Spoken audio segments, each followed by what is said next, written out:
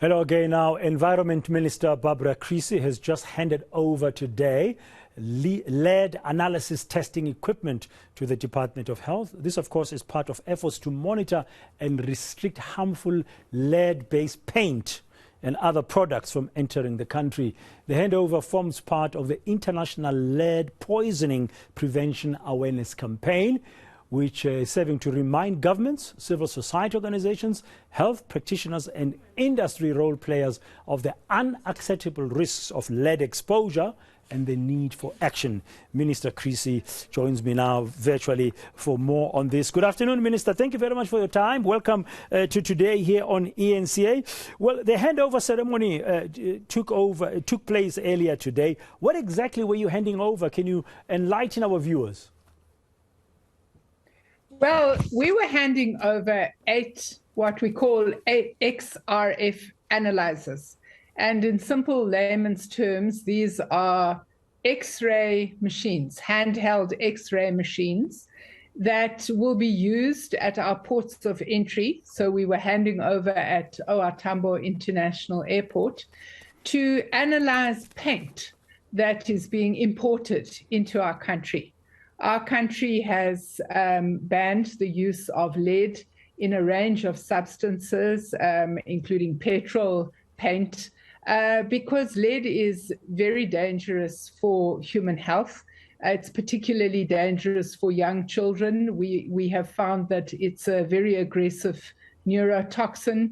It not only enters every organ of the body, but it undermines children's ability to learn. It leads to aggressive behavior. And obviously, in later life, it can lead to other serious forms of illness. One of the things that we know is that many people have high levels of lead poisoning in their blood as a result of simple household things such as paint on the walls. We've worked together with the paint manufacturers in South Africa to make sure that all paint which is manufactured in our country is lead-free. But we were handing over these analyzers today to make sure that paint that's imported into our country is also lead-free. Yeah, have you procured enough of them to satisfy the need that you've identified in order to stop lead-based paint from coming into the country?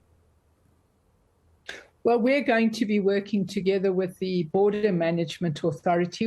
We've handed over today 8 of these devices. They will be at the main ports of entry in our country, and they will then be available for the Border Management Authority to screen products that are being imported into the country. And of course, if we find that there is a very wide demand, we can extend the products that are being made available to test for lead. So this is going to be very important because it's not good enough just to have a regulatory environment that prevents the use of lead paint. You've also got to have ways of monitoring what is coming into the country, and you have to have ways in which you can prove that substances are not compliant with the regulatory environment so that, if necessary, you can take further prosecutorial action.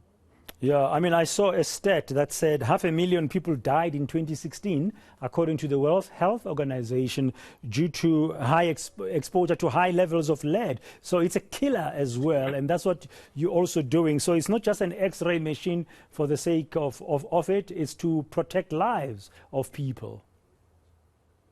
Indeed. It's a very serious poison.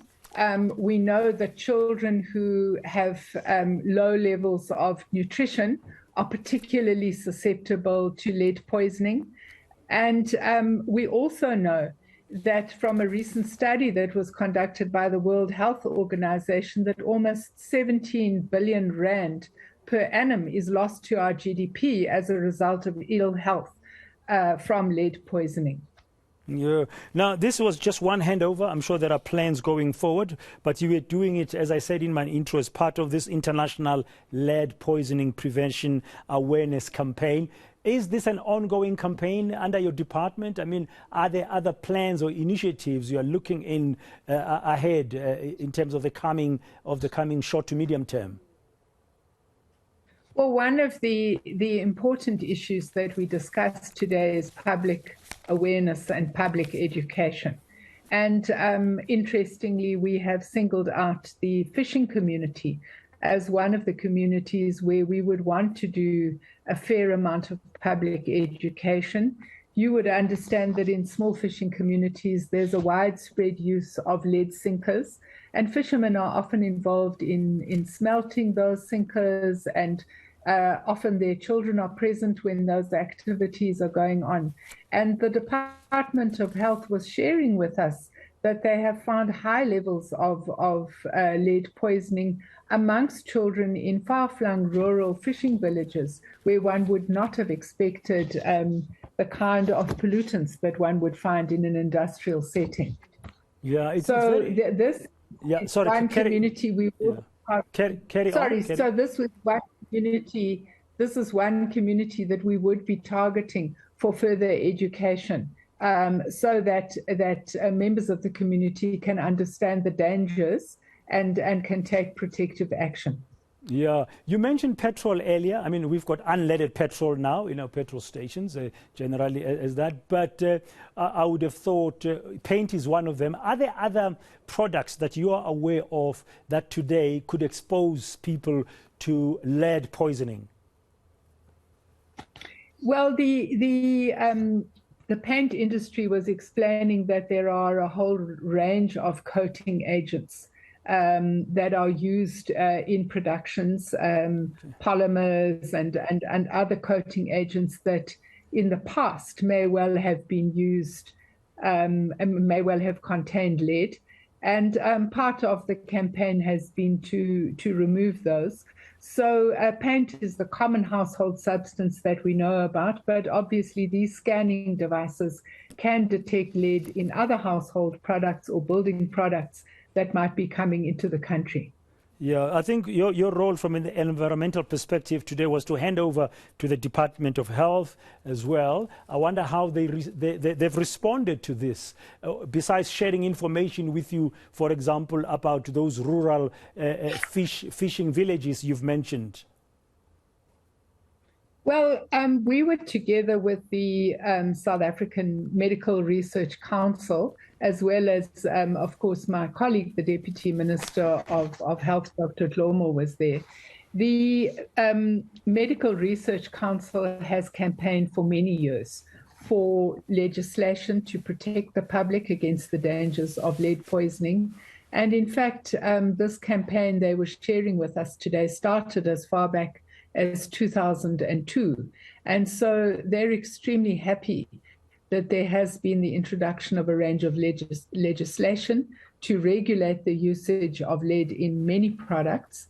And of course, they're very happy that we are now making sure that products that would be imported into our country don't pose a new danger now that we have eliminated the danger from domestically manufactured goods.